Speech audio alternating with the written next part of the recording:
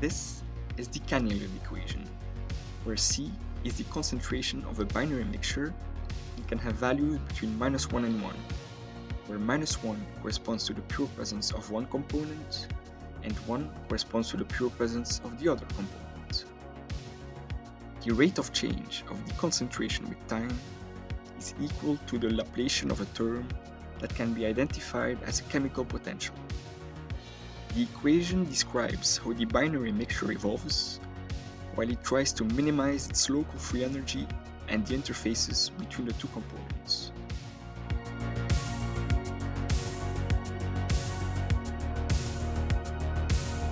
The equation will be solved in a 1x1 square grid with a minimum of 128 squared nodal values, so with a spatial resolution of 1/128 for each dimension. The boundary conditions on the grid are periodic.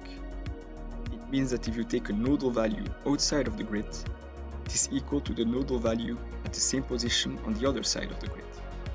This for the two dimensions. To be able to start solving the problem, we need initial values for the concentration on the grid. We will take random values, so random values between -1 and 1. Finally, we also need to be able to differentiate on the grid. We will use two different methods. The first one is a center difference approximation, and the second one is spectral differentiation.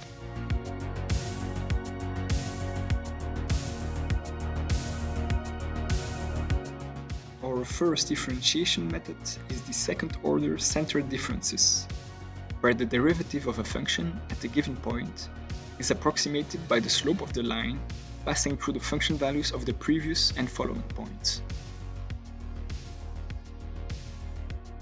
To be able to compute the evolution of the system with time, we will need an integration method to go in pair with the differentiation method. With the centered differences, we will use Euler explicit. It can be derived by taking the equation of the system and approximating the time derivative by the difference of the next state and the current state of the system and divided by the time step h. This way, you get an expression for the next state of the system. This method is quite intuitive and easy to implement, but it is explicit and of first order, so you need a small time step for the method to be stable.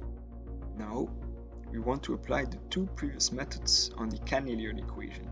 It is quite straightforward for Euler explicit, but we need to compute the two-dimensional Laplacian on a square grid using finite differences.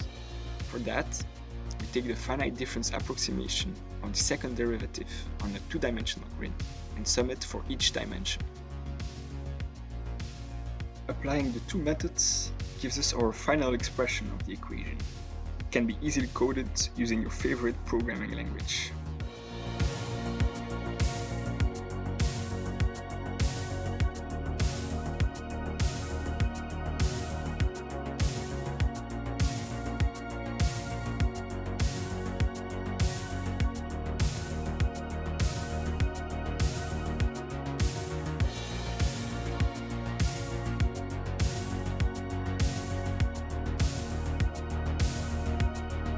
Our second differentiating method is spectral differentiation, where we make use of the Fourier transform. The Fourier transform decomposes a function in the spatial domain as a sum of its frequencies and expresses it in the spectral domain. Now, differentiating in the spatial domain is the same as multiplying by the imaginary number times the frequency in the spectral domain. So, instead of approximating the derivative of a function in the spatial domain with, for example, finite differences, we can go to the spectral domain with the Fourier transform, multiply by I times k, and come back to the space domain with the inverse Fourier transform. This method is much more precise. It takes more computation than using finite differences directly. Now that we know how to differentiate in the spectral domain, we can have the expression of the spectral Cahn-Hilliard equation, where again the Laplacian is the second derivative on each dimension.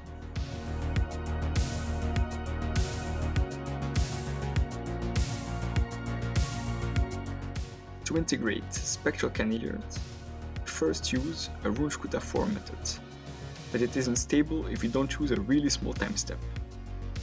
The problem comes from the nonlinear term of the equation. So solution is to use an explicit method for the nonlinear part and an implicit method for the linear part. We discretize the time derivative with second order backwards difference method while having the linear term implicit, and we use a second order Adams-Bashford method on the nonlinear term. And it gives us our final expression for the spectral methods.